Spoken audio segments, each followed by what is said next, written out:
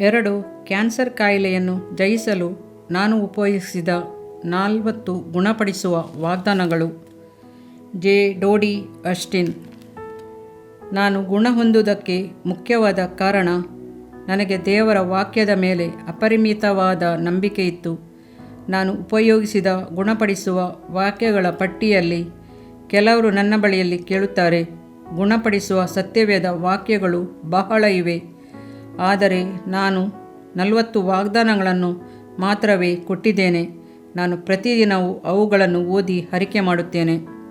ಪ್ರತಿದಿನವೂ ನಾನು ಈ ಸತ್ಯವೇದ ವಾಕ್ಯಗಳನ್ನು ಅರಿಕೆ ಮಾಡುತ್ತಿದ್ದು ನಾನು ಗುಣ ಹೊಂದುವುದಕ್ಕೆ ಮುಖ್ಯ ಕಾರಣ.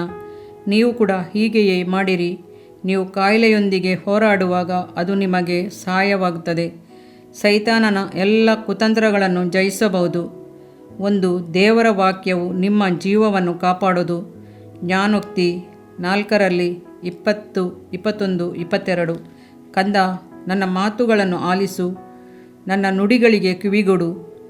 ನಿನ್ನ ದೃಷ್ಟಿಯು ಅವುಗಳ ಮೇಲೆ ತಪ್ಪದಿರಲಿ. ಅವುಗಳನ್ನು ನಿನ್ನ ಹೃದಯದೊಳಗೆ ಇಟ್ಟುಕೋ. ಅವುಗಳನ್ನು ಹೊಂದುವವರಿಗೆ ಅವು ಜೀವವು, ದೇಹಕ್ಕೆಲ್ಲ ಅವೇ ಆರೋಗ್ಯವು. ಕರ್ತನ ಮಾತುಗಳು ಏಕೆ ಇಷ್ಟು ಮುಖ್ಯವಾದವುಗಳು ಎಂದರೆ, ಕೆಲವು ಸಮಯಗಳಲ್ಲಿ ಅವು ಮಾತ್ರವೇ ನಮ್ಮ ನಂಬಿಕೆಯಾಗಿರುತ್ತದೆ. ನನ್ನ ಸ್ಥಿತಿಯು ಹಾಗೇ ಇತ್ತು. ನಿಮ್ಮ ಜೀವಿತದಲ್ಲಿ ಕರ್ತನ ಮಾತುಗಳಿಗೆ ಮೊದಲ ಸ್ಥಾನ ಕೊಡಿರಿ, ಏಕೆಂದರೆ ಅದು ನಿಮ್ಮ ಶರೀರಕ್ಕೆ ಜೀವವಾಗಿಯೂ ಆರೋಗ್ಯವಾಗಿಯೂ ಇದೆ. 2. ಕರ್ತನ ಮಾತುಗಳು ತಪ್ಪಿ ಹೋಗುವುದಿಲ್ಲ. ಯೆಹೋವನ 21:45.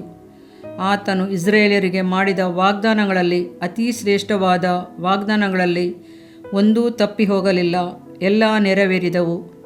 ಈ ವಾಗ್ದಾನವು ನನ್ನನ್ನು ಬಹಳವಾಗಿ ಬಲಪಡಿಸಿತು. ಹಗಲು ರಾತ್ರಿ ನನ್ನ ಹೃದಯದಲ್ಲಿ ನೆಲೆಯಾಗಿದ್ದವು. ನನಗೆ ಚೆನ್ನಾಗಿ ಗೊತ್ತಿತ್ತು, ಕರ್ತನು ತನ್ನ ಮಾತುಗಳನ್ನು ನೆರವೇರಿಸುವನೆಂದು ಒಂದು ಮಾತಾದರೂ ತಪ್ಪಿ ಹೋಗುವುದಿಲ್ಲ. 3. ಕರ್ತನ ಚಿತ್ತವು ಗುಣಪಡಿಸುವ ಶಕ್ತಿಯು ನಿಮ್ಮಲ್ಲಿ ಕ್ರಿಯೆ ಮಾಡುವುದು. ಫಿಲಿಪ್ಪಿ 2:13. ಏಕೆಂದರೆ ದೇವರೇ ತನ್ನ ಶುಚಿತ್ವವನ್ನು ನೆರವೇರಿಸಬೇಕೆಂದು ನಿಮ್ಮಲ್ಲಿ ಉದ್ದೇಶವನ್ನು ಪ್ರಯತ್ನವನ್ನು ಉಂಟು ಮಾಡುವನಾಗಿದ್ದಾನೆ. ಕತ್ತಲೆಯು ಆವರಿಸಿದಂಥ ಕೆಲವು ದಿನಗಳಲ್ಲಿ ಈ ವಾಕ್ಯಗಳು ನನ್ನನ್ನು ಬಲಪಡಿಸಿದವು. ನಾನು ಅಧಿಕವಾಗಿ ಅರಿಕೆ ಮಾಡುವ ವಾಕ್ಯಗಳಲ್ಲಿ ಇದು ಒಂದು.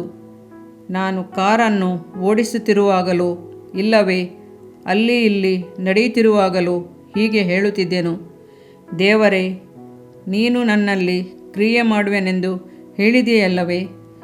ನನ್ನ ಶರೀರದಲ್ಲಿ ನನ್ನ ಚಿತ್ತವನ್ನು ನೆರವೇರಿಸು. ತಂದೆಯೇ, ನೀನು ನನ್ನ ಮನದಲ್ಲಿ ಕ್ರಿಯೆ ಮಾಡುತ್ತಿ, ಅದನ್ನು ನೂತನಪಡಿಸು. ನಾನು ಸುಖವಾಗಿರಬೇಕೆಂಬುದೇ ನಿನ್ನ ಉದ್ದೇಶವಾಗಿದೆ. 4. ಜೀವವುಳ್ಳ ಆತ್ಮವು ನಿಮ್ಮನ್ನು ಬದುಕಿಸುತ್ತದೆ. ರೋಮಾಪುರ 8:11.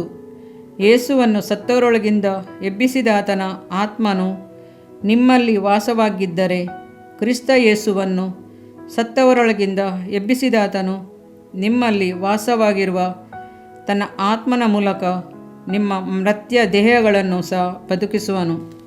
ಈ ವಾಕ್ಯವು ಎಷ್ಟು ಚಂದವಾದದ್ದು. ಯೇಸು ಕ್ರಿಸ್ತನಲ್ಲಿದ್ದ ಅದೇ ಪರಿಶುದ್ಧ ಆತ್ಮನು, ಸತ್ತವರೊಳಗಿಂದ ಆತನನ್ನು ಎಬ್ಬಿಸಿದ ಪರಿಶುದ್ಧ ಆತ್ಮನು ನಿಮ್ಮಲ್ಲಿಯೂ ನನ್ನಲ್ಲಿಯೂ ಈಗ ವಾಸಿಸುತ್ತಾನೆ. ನಮ್ಮ ಮರ್ತ್ಯ ದೇಹಗಳನ್ನು ಸಹ ಬದುಕಿಸುತ್ತಾನೆ. ತನ್ನ ಶಕ್ತಿಯಿಂದಲೂ ಬಲದಿಂದಲೂ ನಿಮ್ಮನ್ನು ತುಂಬಿಸುತ್ತಾನೆ. ತಂದೆಯಾದ ದೇವರಿಗೆ ಮಹಿಮೆಯಾಗಲಿ. 5. ಕರ್ತನು ನಮ್ಮ ಪಕ್ಷದಲ್ಲಿದ್ದಾನೆ. 2 ಕೊರಿಂಥ 1:20. ನಿಶ್ಚಯವಾಗಿ ದೇವರ ವಾಗ್ದಾನಗಳು ಎಷ್ಟಿದ್ದರೂ ಕ್ರಿಸ್ತನಲ್ಲಿ ದೃಢವಾಗಿ ನೆರವೇರುತ್ತವೆ. ಆದ ಕಾರಣ ದೇವರ ಪ್ರಭಾವವು ಪ್ರಕಾಶವಾಗುವುದಕ್ಕೋಸ್ಕರ ಆತನ ಮುಖಾಂತರ ನಾವು ಆಮೆನೆಂದು ಹೇಳುತ್ತೇವೆ. ನಿಮಗೆ ಕರ್ತನ ವಾಕ್ಯವು ಸರಿಯಾಗಿ ಅರ್ಥವಾಗಲಿಲ್ಲವೆನ್ನುವುದಾದರೆ ನೀವು ಗಮನಿಸಿ ಓದಿರಿ. ಕೆಲವು ಮಕ್ಕಳು ಕರ್ತನ ವಾಕ್ಯವನ್ನು, ಕರ್ತನ ಗುಣಪಡಿಸುವ ಶಕ್ತಿಯು ಎಷ್ಟೆಂಬುದನ್ನು ಅರಿಯದೇ ಇರುವುದರಿಂದ ವ್ಯರ್ಥವಾಗಿ ಸಾಯುತ್ತಾರೆ. ನೀವು ಕ್ರಿಸ್ತನಲ್ಲಿ ಹೊಸ ವಿಶ್ವಾಸಿಗಳಾಗಿರುವುದಾದರೆ ಕಳವಳ ಪಡಬೇಡಿರಿ. ನಿಮ್ಮಲ್ಲಿರುವ ಚಿಕ್ಕದಾದ ನಂಬಿಕೆಯನ್ನು ದೇವರು ಘನಪಡಿಸುತ್ತಾನೆ. ಸತ್ಯವೇದದಲ್ಲಿ ನಾವಿನ್ನೂ ಪರಿಣಿತರಾಗಲಿಲ್ಲವಲ್ಲ ಎಂದು ನಿಮ್ಮನ್ನು ನೀವೇ ಸಮಾಧಾನಪಡಿಸಿಕೊಳ್ಳಿರಿ.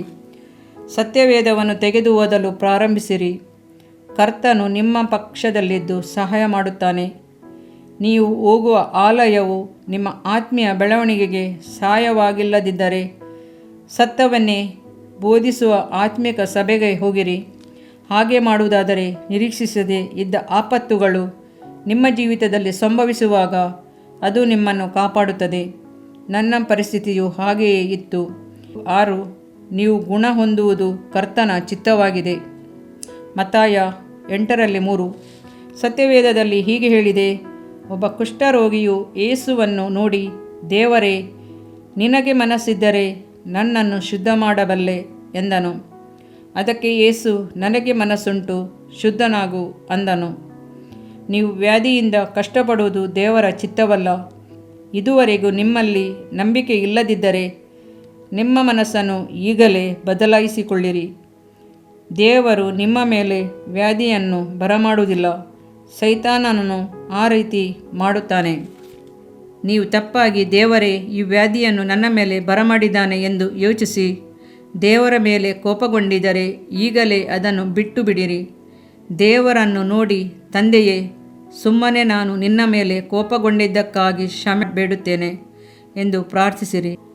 ದೇವರ ಮೇಲೆಯೋ ಇತರರ ಮೇಲೆಯೋ ಇರುವ ಕೈ ಭಾವನೆಯನ್ನು ಬಿಟ್ಟುಬಿಡಿರಿ.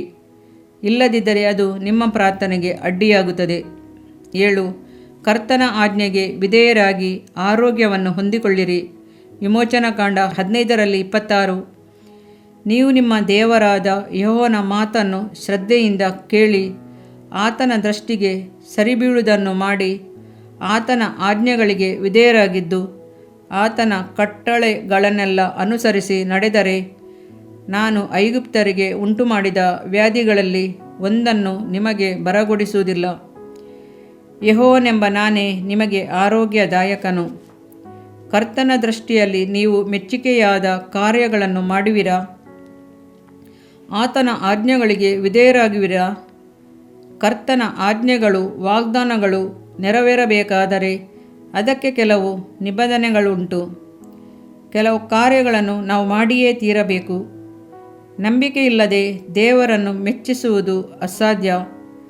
ದೇವರ ಬಳಿಗೆ ಬರುವವನು ದೇವರು ಇದ್ದಾನೆ ಮತ್ತು ತನ್ನನ್ನು ಹುಡುಕುವವರಿಗೆ ಪ್ರತಿಫಲವನ್ನು ಕೊಡುತ್ತಾನೆ ಎಂದು ನಂಬುವುದು ಅವಶ್ಯ. ಇಬ್ರಿಯ 11:6. ನೀವು ಸಂಪೂರ್ಣ ಹೃದಯದಿಂದ ಇನ್ನೂ ಕರ್ತನನ್ನು ಹುಡುಕದೆ ಇರುವಿರಾದರೆ ಇನ್ನೂ ಮೇಲಾದರೂ ಕರ್ತನನ್ನು ಹುಡುಕಿರಿ. ಕರ್ತನ ವಾಕ್ಯಗಳಿಗೆ ಕಿವಿಗೊಡಿರಿ. ಸತ್ಯವೇದ ವಾಕ್ಯಗಳನ್ನು ಗಮನದಿಂದ ಕೇಳಿರಿ. ಕರ್ತನ ಆಜ್ಞೆಗಳನ್ನು ಕೈಗೊಳ್ಳಿರಿ. ನಿಮ್ಮ ಜೀವಿತದಲ್ಲಿ ಮಾರ್ಪಾಟನ್ನು ಕಾಣುವಿರಿ. 8. ಕರ್ತನನ್ನು ಸೇವಿಸಿರಿ, ಆಗ ದೈವಿಕ ಸ್ವಸ್ಥತೆಯನ್ನು ಹೊಂದುವಿರಿ. ವಿಮೋಚನಕಾಂಡ 20:3-25. ನಿಮ್ಮ ದೇವರಾದ ಯೆಹೋವನೊಬ್ಬನನ್ನೇ ಆರಾಧಿಸಬೇಕು. ಆಗ ಆತನು ನಿಮ್ಮ ಅನ್ನಪಾನಗಳನ್ನು ಆಶೀರ್ವದಿಸುವನು. ನಿಮ್ಮೊಳಗೆ ಯಾವ ವ್ಯಾಧಿಯೂ ಉಂಟಾಗದಂತೆ ಮಾಡುವನು. ಕರ್ತನನ್ನು ಸೇವಿಸುವವರಿಗೆ ಇದು ಅದ್ಭುತವಾದ ವಾಗ್ದಾನ. ನಿಮ್ಮ ಅನ್ನಪಾನಗಳನ್ನು ಆಶೀರ್ವದಿಸುವನು. ನಾನು ಪ್ರತಿದಿನವೂ ಊಟ ಮಾಡುವಾಗ ಪ್ರಾರ್ಥನೆಯನ್ನು ಹೀಗೆ ಮಾಡುತ್ತೇನೆ, ತಂದೆಯೇ, ನಮ್ಮ ಆಹಾರವನ್ನು, ನೀರನ್ನು ಆಶೀರ್ವದಿಸು. ವ್ಯಾಧಿಗಳನ್ನು ನಮ್ಮಿಂದ ದೂರ ಮಾಡಿದ್ದಕ್ಕಾಗಿ ಸ್ತೋತ್ರ. 9. ಕರ್ತನು ನಿಮ್ಮಲ್ಲಿ ಯಾವ ವ್ಯಾಧಿಯೂ ಉಂಟಾಗದಂತೆ ಮಾಡುವನು. ಧರ್ಮೋಪದೇಶ ಕಾಂಡ 7:15. ನಿಮ್ಮಲ್ಲೂ ಯಾವ ವ್ಯಾಧಿಯೂ ಉಂಟಾಗದಂತೆ ಯೆಹೋವನು ಮಾಡುವನು. ನಿಮ್ಮ ಅನುಭವಕ್ಕೆ ಬಂದ ಪ್ರಕಾರ ಐಗುಪ್ತ ದೇಶದಲ್ಲಿ ಪ್ರಬಲವಾಗಿರುವ ಕ್ರೂರ ವ್ಯಾಧಿಗಳನ್ನು ನಿಮಗೆ ಬರಗೊಡಿಸದೆ ಅವುಗಳನ್ನು ನಿಮ್ಮ ಶತ್ರುಗಳ ಮೇಲೆಯೇ ಬರಮಾಡುವನು. ಇಲ್ಲಿ ಚೆನ್ನಾಗಿ ಗಮನಿಸಿರಿ. ನಾನು ಕೆಲವು ವ್ಯಾಧಿಗಳನ್ನು ಮಾತ್ರ ನಿಮ್ಮ ಮೇಲೆ ಬರಗೊಡಿಸುವುದಿಲ್ಲವೇ? ಇಲ್ಲವೇ ವ್ಯಾಧಿಯ ಕೆಲವು ಭಾಗಗಳನ್ನು ಮಾತ್ರ ಬರಮಾಡುವುದಿಲ್ಲ ಎಂದು ಹೇಳಿಯದೆ? ನಿಮ್ಮ ವ್ಯಾಧಿಯು ಬಹಳ ಭಯಂಕರವಾದುದು, ಅದು ಗುಣವಾಗುವುದಿಲ್ಲ ಎಂದು ಸೈತಾನನು ಹೇಳುತ್ತಾನೆ. ಆದರೆ ಕರ್ತನು ಸರ್ವಶಕ್ತನು. ಆತನಿಂದ ಗುಣಪಡಿಸಲಾಗದ ವ್ಯಾಧಿ ಒಂದೂ ಇರುವುದಿಲ್ಲ. ಕಠಿಣವಾದ ವ್ಯಾಧಿಗಳನ್ನು ಗುಣಪಡಿಸುವುದರಲ್ಲಿ ಯೇಸುಕ್ರಿಸ್ತನು ಒಬ್ಬ ಸ್ಪೆಷಲಿಸ್ಟ್. ಆತನು ಪಕ್ಷಪಾತಿಯಲ್ಲ. ನನ್ನ ಪತಿಯು ಜಾನ್ ಆಸ್ಟಿನ್ ಎಂಬುದಕ್ಕಾಗಿ. ಆತನು ನನ್ನನ್ನು ಗುಣಪಡಿಸಲಿಲ್ಲ. ಆತನು ನನ್ನನ್ನು ಪ್ರೀತಿಸುವುದರಿಂದಲೂ ನಾನು ಅವರ ಮಗಳಾಗಿದ್ದುದರಿಂದಲೂ ನನ್ನನ್ನು ಗುಣಪಡಿಸಿದನು. ಆತನು ನಿಮ್ಮನ್ನು ಪ್ರೀತಿಸುವುದರಿಂದ ನಿಮ್ಮನ್ನು ಸಹ ಗುಣಪಡಿಸುತ್ತಾನೆ. 10 ಕರ್ತನ ಎಲ್ಲ ಆಜ್ಞೆಗಳಿಗೂ ವಿಧೇಯರಾಗಿರಿ. ಆತನ ಎಲ್ಲ ಆಶೀರ್ವಾದಗಳನ್ನು ಹೊಂದಿಕೊಳ್ಳಿರಿ. ಮಲಾಕಿ 3:10. ನನ್ನ ಆಲಯವು ಆಹಾರ ಶೂನ್ಯವಾಗದಂತೆ ನೀವು ದಶಮಾಂಶ ಯಾವ ಭಂಡಾರಕ್ಕೆ ತೆಗೆದುಕೊಂಡು ಬನ್ನಿರಿ. ನಾನು ಪರಲೋಕದ ದ್ವಾರಗಳನ್ನು ತೆರೆದು ನಿಮ್ಮಲ್ಲಿ ಹಿಡಿಯಲಾಗದಷ್ಟು ಸುವರವನ್ನು ಸುರಿಯುವೆನೋ ಇಲ್ಲವೋ ನನ್ನನ್ನು ಹೀಗೆ ಪರೀಕ್ಷಿಸಿರಿ. ಇದು ಸೇನಾಧೀಶ್ವರ ಯೆಹೋವನ ನುಡಿ. ಕೆಲವರು ದೇವರಿಂದ ಆಶೀರ್ವಾದವನ್ನು ಹೊಂದದೇ ಇರಲು ಕಾರಣ ಅವರು ದೇವರಿಗೆ ದಶಮಭಾಗವನ್ನು ಕೊಡದಿರುವುದೇ ಕಾರಣ. ಸಂಪೂರ್ಣ ಹೃದಯದಿಂದ ಆತನನ್ನು ಹಿಂಬಾಲಿಸಬೇಕೆಂದರೆ ಆತನ ಆಜ್ಞೆಗಳನ್ನು ಅನುಸರಿಸಬೇಕು. ಅದರಲ್ಲಿ ಮುಖ್ಯವಾದ ಕಟ್ಟಳೆಯೆಂದರೆ ದಶಮಭಾಗ ಕೊಡಬೇಕೆನ್ನುವುದೇ. 11 ಕರ್ತನು ನಮಗೆ ಮಾಡುವ ಒಳ್ಳೆಯ ಕಾರ್ಯಗಳಲ್ಲಿ ಒಂದು ದೈವಿಕ ಆರೋಗ್ಯ. ಕೀರ್ತನೆ 103 1-5. ನನ್ನ ಮನವೇ ಯೆಹೋವನನ್ನು ಕೊಂಡಾಡು, ನನ್ನ ಸರ್ವೇಂದ್ರಿಗಳೇ ಆತನ ಪವಿತ್ರ ನಾಮವನ್ನು ಕೀರ್ತಿಸಿರಿ. ನನ್ನ ಮನವೇ ಯೆಹೋವನನ್ನು ಕೊಂಡಾಡು, ಆತನ ಉಪಕಾರಗಳಲ್ಲಿ ಒಂದನ್ನು ಮರೆಯಬೇಡ. ಯಾವ ಉಪಕಾರಗಳು? ಆತನು ನಿನ್ನ ಅಕ್ರಮಗಳನ್ನು ಮನ್ನಿಸಿ ನಿನ್ನ ಸಮಸ್ತ ರೋಗಗಳನ್ನು ವಾಸಿಮಾಡಿ ನಿನ್ನ ಪ್ರಾಣವನ್ನು ನಾಶದಿಂದ ತಪ್ಪಿಸಿ ಪ್ರೀತಿ ಕೃಪೆಗಳೆಂಬ ಕಿರೀಟದಿಂದ ನಿಮ್ಮನ್ನು ಶೃಂಗರಿಸುವನು. 12 ಕರ್ತನ ಮಾತುಗಳೇ ಆರೋಗ್ಯವು. ಕೀರ್ತನೆ 107:20. ಆತನು ದೂತನನ್ನು ಎಂಬಂತೆ ತನ್ನ ವಾಕ್ಯವನ್ನು ಕಳಿಸಿ ಅವರನ್ನು ಗುಣಪಡಿಸಿದನು, ಸಮಾಧಿಗೆ ಸೇರದಂತೆ ಮಾಡಿದನು. ತಿರುಗಿ ನಮಗೆ ಗೊತ್ತಾಗುತ್ತದೆ ಕರ್ತನ ಮಾತುಗಳನ್ನು ತಿಳಿದುಕೊಳ್ಳುವುದು ಎಷ್ಟು ಒಳ್ಳೆಯದು ಎಂದು. ಅದನ್ನು ತಿಳಿಯುವಾಗ ವ್ಯಾಧಿಗಳಿಂದ ಗುಣವನ್ನು ಹೊಂದುತ್ತೇವೆ, ಸುಖ ಜೀವನವನ್ನು ನಡೆಸಬಹುದು. ಕರ್ತನ ಮಾತು ಸತ್ಯವಾದುದು, ಅದರ ಮೂಲಕವಾಗಿ ಗುಣ ಹೊಂದುತ್ತೇನೆ ಎಂದು ನಾನು ಮಾತ್ರ ತಿಳಿಯದೇ ಇದ್ದಿದ್ದರೆ ಈಗ ನಾನು ಜೀವದಿಂದ ಇರುತ್ತಿರಲಿಲ್ಲ. ನೀವು ಜೀವದಿಂದಿರುವುದು ಸುಖವಾಗಿ ಜೀವಿಸಬೇಕೆನ್ನುವುದು ದೇವರ ಚಿತ್ತ. ಕೀರ್ತನೆ 118:17. ನಾನು ಸಾಯುವುದಿಲ್ಲ, ಜೀವದಿಂದಿದ್ದು ಯಾಹುವಿನ ಕ್ರಿಯೆಗಳನ್ನು ಸಾರುವೆನು. ನಾನು ಯಾವಾಗಲೂ ಹರಕೆ ಮಾಡುವ ಇನ್ನೊಂದು ವಾಕ್ಯವೆಂದರೆ ಇದು: ನಾನು ಕೆಲವು ವಾರಗಳು ಮಾತ್ರ ಬದುಕೇನೆಂದು ಡಾಕ್ಟರುಗಳು ಹೇಳಿದಾಗ ಆಗಲೇ ನಾನು ತೀರ್ಮಾನಿಸಿದೆನು, ನಾನು ಸಾಯುವುದಿಲ್ಲ, ದೀರ್ಘಕಾಲ ಜೀವಿಸುತ್ತೇನೆ ಎಂದು.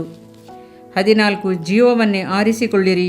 ಒಬ್ಬ ವೀರನಾಗಿ ವೀರಾಂಗನೆಯಾಗಿ ಜೀವಿಸಲು ಧರ್ಮೋಪದೇಶಕಾಂಡ 30:19. ನಾನು ಜೀವವನ್ನು, ಮರಣವನ್ನು, ಆಶೀರ್ವಾದವನ್ನು, ಶಾಪವನ್ನು ನಿಮ್ಮ ಮುಂದೆ ಇಡುತ್ತೇನೆ ಎಂದು ಭೂಮ್ಯಾಕಾಶಗಳ ಮೇಲೆ ಸಾಕ್ಷಿಯನ್ನಿಟ್ಟು ನುಡಿಯುತ್ತೇನೆ. ಆದುದರಿಂದ ನೀವು ನಿಮ್ಮ ಸಂತತಿಯು ಉಳಿದುಕೊಳ್ಳುವ ಹಾಗೆ ಜೀವವನ್ನೇ ಆಯ್ದುಕೊಳ್ಳಿರಿ.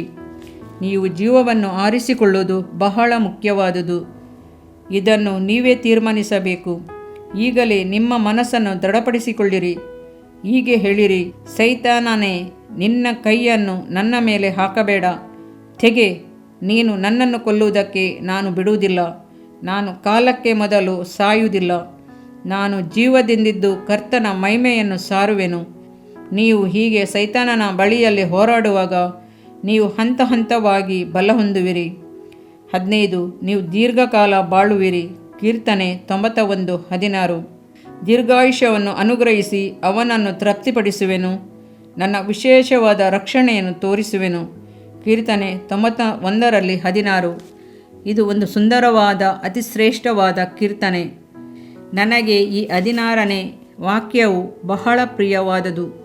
ನಾನು ಕ್ಯಾನ್ಸರ್ ಕಾಯಿಲೆಯಿಂದ ಕಷ್ಟಪಟ್ಟ ದಿನಗಳಲ್ಲಿ ನಾವು ನಮ್ಮ ಲೇಕ್ವುಡ್ ಆಲಯಕ್ಕೆ ಹೋಗುವಾಗ ಮಾರ್ಗದಲ್ಲಿ 2 ಸಮಾಧಿಗಳನ್ನು ದಾಟಿ ಹೋಗಬೇಕಾಗುತ್ತದೆ. ಆ ಸಮಯದಲ್ಲಿ ಈ ವಾಕ್ಯಗಳನ್ನು ನಾವು ಹೀಗೆ ಅರಿಕೆ ಮಾಡುತ್ತೇವೆ: ಅವನಿಗೆ ದೀರ್ಘಾಯುಷ್ಯವನ್ನು ಅನುಗ್ರಹಿಸಿ ಅವನನ್ನು ತೃಪ್ತಿಪಡಿಸುವೆನು. ನಿನ್ನ ವಿಶೇಷವಾದ ರಕ್ಷಣೆಯನ್ನು ತೋರಿಸುವೆನು. 16 ಯೇಸು ನಿಮ್ಮ ಪಾಪಗಳನ್ನು ವ್ಯಾಧಿಗಳನ್ನು ಹೊತ್ತುಕೊಂಡನು. ಯೆಶಾಯ 53:5. ನಮ್ಮ ದ್ರೋಹಗಳ ದೆಸೆಯಿಂದ ಅವನಿಗೆ ಗಾಯವಾಯಿತು, ನಮ್ಮ ಅಪರಾಧಗಳ ನಿಮಿತ್ತ ಅವನು ಜಜ್ಜಲ್ಪಟ್ಟನು. ನಮಗೆ ಸುಕ್ಷೇಮವನ್ನುಂಟು ಮಾಡುವ ದಂಡನೆಯನ್ನು ಅವನು ಅನುಭವಿಸಿದನು. ಅವನ ಬಾಸುಂಡೆಗಳಿಂದ ನಮಗೆ ಗುಣವಾಯಿತು. ನಿಮಗೆ ಗೊತ್ತೇ, ಕರ್ತನು ನಮ್ಮ ಪಾಪಗಳನ್ನು ಮಾತ್ರವಲ್ಲ, ನಮ್ಮ ರೋಗಗಳನ್ನು ಹೊತ್ತುಕೊಂಡನು.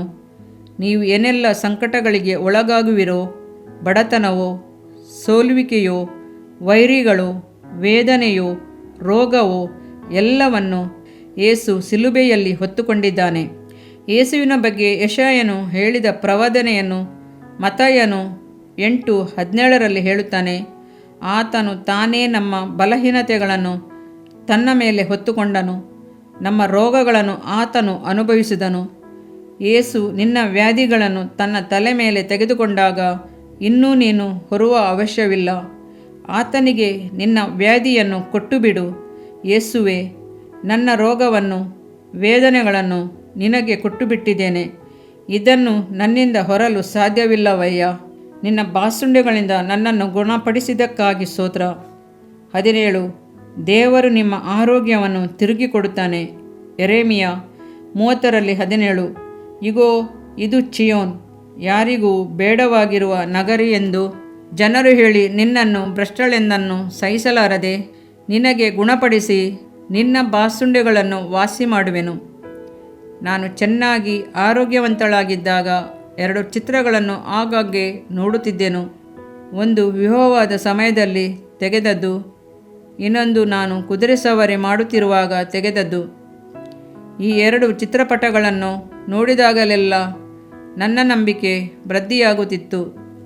ನಾ ಅಧಿಕವಾದ ನೋವನ್ನು ಅನುಭವಿಸುತ್ತಿರುವಾಗಲೂ ಆ ಚಿತ್ರಪಟದಿಂದ ನಾನು ಉತ್ಸಾಹಿಯಾಗುತ್ತಿದ್ದೆನು. ಅದನ್ನು ನೋಡಿದಾಗಲೆಲ್ಲ ನಾನು ಹೀಗೆ ಹೇಳುತ್ತಿದ್ದೆನು, ತಂದೆಯೇ, ನಿನಗೆ ವಂದನೆ. ನೀನು ತಿರುಗಿ ನನಗೆ ಕೊಟ್ಟ ಆರೋಗ್ಯಕ್ಕಾಗಿ ಸ್ತೋತ್ರ. ನನ್ನ ಗಾಯವನ್ನು ಕಟ್ಟಿದ್ದಕ್ಕಾಗಿ ಸ್ತೋತ್ರ. ನಾನು ನನ್ನ 21ನೇ ವಯಸ್ಸಿನಲ್ಲಿ ಹೇಗಿದ್ದೇನೋ ಹಾಗೆ ನನಗೆ ತಿರುಗಿ ಕೊಟ್ಟ ಆರೋಗ್ಯಕ್ಕಾಗಿ ಸ್ತೋತ್ರ.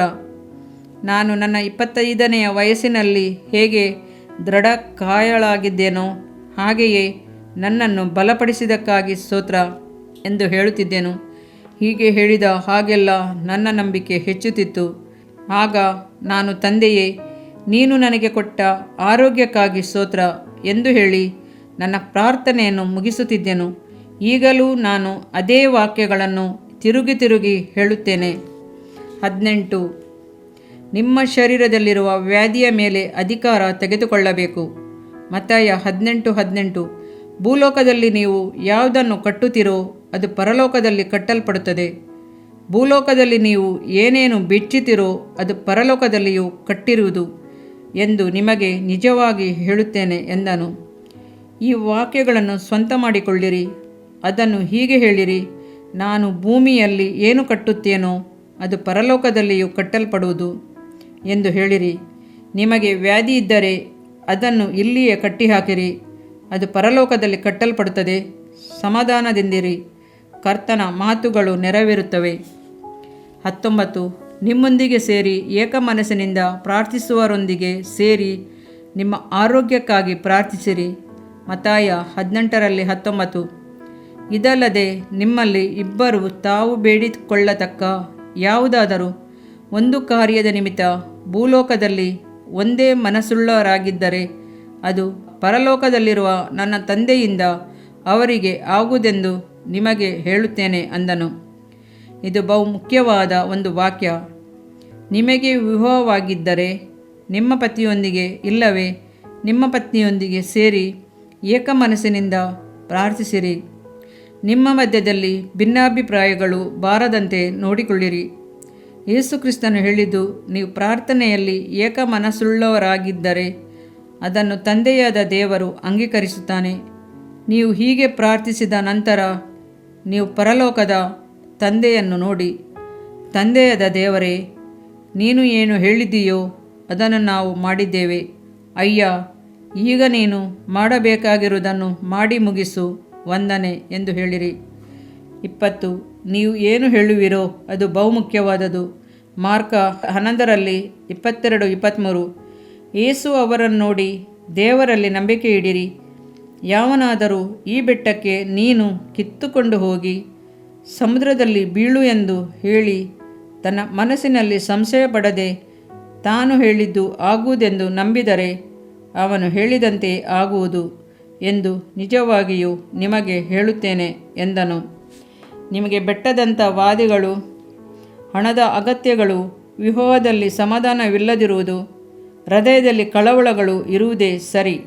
ಅದನ್ನು ನೋಡಿ ಹೇಳಿರಿ, ನೀನು ಸರಿದು ಹೋಗಿ ಬೆಟ್ಟದಲ್ಲಿ ಬೀಳು ಎಂದರೆ ಅದು ಹಾಗೆಯೇ ಆಗುತ್ತದೆ. ನೀವು ನಂಬಿಕೆಯ ಮಾತುಗಳನ್ನು ಹೇಳುವುದು ಬಹಳ ಮುಖ್ಯವಾದುದು. ಸತ್ಯವೇದವು ಹೀಗೆ ಹೇಳುತ್ತದೆ, ನೀನು ಮಾತು ಕೊಟ್ಟು ಪಾಶಕ್ಕೆ ಸಿಕ್ಕಿದ್ದಿ. ಜ್ಞಾನೋಕ್ತಿ 6:2. ನೀವು ಏನು ಮಾತನಾಡುತ್ತೀರೋ ಅದನ್ನು ಕುರಿತು ಗಮನದಿಂದಿರಿ. ನಾನು ಗುಣ ಹೊಂದಿದ್ದೇನೆ ಎಂದು ಅರಿಕೆ ಮಾಡಿರಿ, ಆಗ ನೀವು ಆರೋಗ್ಯವಂತರಾಗುವಿರಿ. 21. ನಂಬಿದರೆ ನಿಮಗೆ ಸಿಕ್ಕುವುದು. ಮಾರ್ಕ 11:24. ಆದ ಕಾರಣ ನೀವು ಪ್ರಾರ್ಥನೆ ಮಾಡಿ ಏನೇನು ಬೇಡಿಕೊಳ್ಳುವಿರೋ ಅದನ್ನೆಲ್ಲ ಹೊಂದಿದ್ದೇವೆಂದು ನಂಬಿರಿ, ಅದು ನಿಮಗೆ ಸಿಕ್ಕುವುದೆಂದು ನಿಮಗೆ ಹೇಳುತ್ತೇನೆ. ನಾನು ಆಸ್ಪತ್ರೆಯಿಂದ ಮನೆಗೆ ಬಂದ ಮರುದಿನ ನಾನು ನನ್ನ ಯಜಮಾನರು ಸೇರಿ ಏಕಮನಸ್ಸಿನಿಂದ ಪ್ರಾರ್ಥಿಸಿದೆವು. ನನ್ನ ಕಾರ್ಯವನ್ನು ಕರ್ತನ ಬಳಿ ಕೊಟ್ಟುಬಿಟ್ಟೆನು. ಆ ದಿನವೇ ನಾನು ರೋಗದಿಂದ ಗುಣಮುಖವಾದೆನು. ಡಿಸೆಂಬರ್ 11, 1981 ರಂದೇ ನಾನು ಆರೋಗ್ಯವಂತಳಾದೆನು. ಆದರೂ ನಾನು ಕಾಣುವುದಕ್ಕೆ ಬಹಳ ಬಲಹೀನಳಾಗಿದ್ದೆನು. ಆದರೂ ನನಗೆ ಚೆನ್ನಾಗಿ ಗೊತ್ತಿತ್ತು, ನಾನು ನನ್ನ ಭಾವನೆಗಳಿಗೆ ಸ್ಥಳ ಕೊಟ್ಟರೆ ನಾನು ಸತ್ತು ಹೋಗುತ್ತಿದ್ದೆನು. ಕೆಲವು ಸಂದರ್ಭಗಳಲ್ಲಿ ನಾನು ಸತ್ತು ಹೋಗೇ ಬಿಡುತ್ತೇನೆಂದು ನೆನೆಸುತ್ತಿದ್ದೆನು. ಆದರೂ ದೃಢ ಮನಸ್ಸಿನಿಂದ ನಾನು ಹೋರಾಡುತ್ತಿದ್ದೆನು. ನಾನು ತಿರುಗಿ ಕರ್ತನ ಮಾತುಗಳನ್ನು ಅರಿಕೆ ಮಾಡುತ್ತಿದ್ದೆನು. ಇದರ ಫಲವಾಗಿ ಆರೋಗ್ಯವಂತಳಾದೆನು. 22. ಕರ್ತನ ಬಳಿಯಲ್ಲಿ ನಿಮ್ಮ ಬೇಡಿಕೆಗಳನ್ನು ಇಟ್ಟು ಅಂಗಲಾಚಿರಿ. ಯೆಶಾಯ 43:25-26. ನಾನೇ ನಿನಗೋಸ್ಕರ ನಿನ್ನ ದ್ರೋಹಗಳನ್ನು ಅಳಿಸಿಬಿಡುತ್ತೇನೆ, ನಿನ್ನ ಪಾಪಗಳನ್ನು ನೆನಪಿನಲ್ಲಿಡೆನು. ನನಗೆ ಜ್ಞಾಪಕಪಡಿಸು. ನಾವಿಬ್ಬರು ವಾದಿಸುವ, ನಿನ್ನ ಸ್ವಧರ್ಮವು ಗೊತ್ತಾಗುವಂತೆ ನಿನ್ನ ನ್ಯಾಯವನ್ನು ತೋರ್ಪಡಿಸು. ಆದುದರಿಂದ ನನ್ನ ನ್ಯಾಯವನ್ನು ಕರ್ತನಿಗೆ ಒಪ್ಪಿಸಿದೆನು. ನಾನು ಪ್ರಾರ್ಥಿಸಿದೆನು, ತಂದೆಯೇ, ನನ್ನ ನ್ಯಾಯವನ್ನು ನಿನ್ನ ಮುಂದೆ ಹೇಳಿದೆನು. ನನ್ನ ಜೀವಿತದಲ್ಲಿ ಏನು ಕೊರತೆಗಳಿದೆಯೋ ತೋರ್ಪಡಿಸು, ನಾನು ಅದನ್ನು ಸರಿಪಡಿಸಿಕೊಳ್ಳುತ್ತೇನೆ. ಹಲವು ಕಾರ್ಯಗಳನ್ನು ನಾನು ಅರಿಕೆ ಮಾಡಿ ಬಿಟ್ಟುಬಿಟ್ಟೆನು, ಕೆಲವು ಕಾರ್ಯಗಳನ್ನು ತಿದ್ದಿಕೊಂಡೆನು, ಸರಿಪಡಿಸಿಕೊಂಡೆನು. ಇದಾದ ನಂತರ ನಾನು ನನ್ನ ಯಜಮಾನರು ಸೇರಿ ಪ್ರಾರ್ಥಿಸಿದಂಥ ಪ್ರಾರ್ಥನೆಗಳನ್ನು ದೇವರಿಗೆ ಜ್ಞಾಪಕಪಡಿಸಿದೆನು. ದೇವರೇ, ಡಿಸೆಂಬರ್ 11, 1981 ರಂದು ನಾನು ಗುಣವಾದೆನು ಎಂದು ನಾನು ನಂಬುತ್ತೇನೆ. ಅದಕ್ಕಾಗಿ ನಾನು ನಿನಗೆ ಸ್ತೋತ್ರ ಸಲ್ಲಿಸುತ್ತೇನೆ. ಯೇಸುವೇ, ನಾನು ಆರೋಗ್ಯವಾಗಿದ್ದೇನೆ. ಎಲ್ಲ ನೋವುಗಳು, ವೇದನೆಗಳು ನನ್ನ ಶರೀರವನ್ನು ಬಿಟ್ಟು ಹೊರಟು ಹೋಯಿತೆಂದು ನಾನು ನಂಬುತ್ತೇನೆ ಎಂದು ನಾನು ಪ್ರಾರ್ಥಿಸಿದೆನು. ಹಾಗೆ ಹೋಗಿಬಿಟ್ಟಿತಾ ಎಂದು ಒಂದು ವೇಳೆ ನೀವು ಕೇಳಬಹುದು. ಇಲ್ಲ, ಅದು ಸಂಪೂರ್ಣವಾಗಿ ಹೋಗಲಿಲ್ಲ. ನನಗೆ ಒಂದು ಆತ್ಮಿಕ ಹೋರಾಟವಿತ್ತು. ಏನೋ ಒಂದು ಕತ್ತಲೆಯ ಗುಹೆಯಲ್ಲಿ ಬಂಧಿಸಲ್ಪಟ್ಟಿರುವ ಹಾಗೆ ಕೆಲವು ತಿಂಗಳುಗಳು ನಾನು ಕಳವಳ ಪಟ್ಟೆನು. ಆದರೂ ಕರ್ತನ ಮಾತುಗಳನ್ನು ನಾನು ಅರಿಕೆ ಮಾಡುವುದನ್ನು ಬಿಡಲಿಲ್ಲ. ಯೇಸು ಎಂದಿಗೂ ಸುಳ್ಳಾಡುವುದಿಲ್ಲ ಎಂದು ನನಗೆ ಚೆನ್ನಾಗಿ ಗೊತ್ತು. ನಾನು ನಂಬಿಕೆಯಲ್ಲಿ ದೃಢವಾಗಿದ್ದೆನು. ನಾನು ಆರೋಗ್ಯವಂತಳಾಗುತ್ತೇನೆ ಎಂದು ನನಗೆ ಚೆನ್ನಾಗಿ ಗೊತ್ತು. ಹಾಗೆಯೇ ಆಯಿತು. 23. ವಿಶ್ವಾಸಿಗಳು ಯಾರೇ ಆಗಿದ್ದರೂ ನಿಮ್ಮ ಮೇಲೆ ಕೈಯಿಟ್ಟು ಪ್ರಾರ್ಥಿಸಲು ಹೇಳಿರಿ. ಮಾರ್ಕ 16:17-18. ಇದಲ್ಲದೆ ನಂಬುವುದರಿಂದ ಈ ಸೂಚಕ ಕಾರ್ಯಗಳು ಉಂಟಾಗುವು. ನನ್ನ ಹೆಸರನ್ನು ಹೇಳಿ ದೈವಗಳನ್ನು ಬಿಡಿಸುವವರು, ಹೊಸ ಭಾಷೆಗಳಿಂದ ಮಾತಾಡುವರು, ಹಾವುಗಳನ್ನು ಎತ್ತುವರು, ವಿಷ ಪದಾರ್ಥವನ್ನು ಕುಡಿದರೂ ಅವರಿಗೆ ಯಾವ ಕೇಡು ಆಗುವುದಿಲ್ಲ. ಅವರು ರೋಗಿಗಳ ಮೇಲೆ ಕೈಯಿಟ್ಟರೆ ಅವರಿಗೆ ಗುಣವಾಗುವುದು ಎಂದನು. ದೈವಿಕ ಆರೋಗ್ಯವನ್ನು ಹೊಂದಲು ಇದು ಒಂದು ಒಳ್ಳೆಯ ಮಾರ್ಗ. ಒಬ್ಬ ದೇವಸೇವಕರೋ ಇಲ್ಲವೇ ಒಬ್ಬ ವಿಶ್ವಾಸಿಯೋ ನಿಮ್ಮ ಮೇಲೆ ಕೈಗಳನ್ನಿಟ್ಟು ಪ್ರಾರ್ಥಿಸಲು ಕೇಳಿಕೊಳ್ಳಿರಿ. ಅವರಿಗೆ ದೈವಿಕ ಸುಖದಲ್ಲಿ ನಂಬಿಕೆ ಇರಬೇಕು. ನಂತರ ಆ ಸಮಯದಿಂದಲೇ ನೀವು ಆರೋಗ್ಯವನ್ನು ಹೊಂದಿದ್ದೀರೆಂದು ನಂಬಿರಿ. 24 ದೇವರನ್ನು ಸ್ತುತಿಸಿ ಆರಾಧಿಸಿರಿ.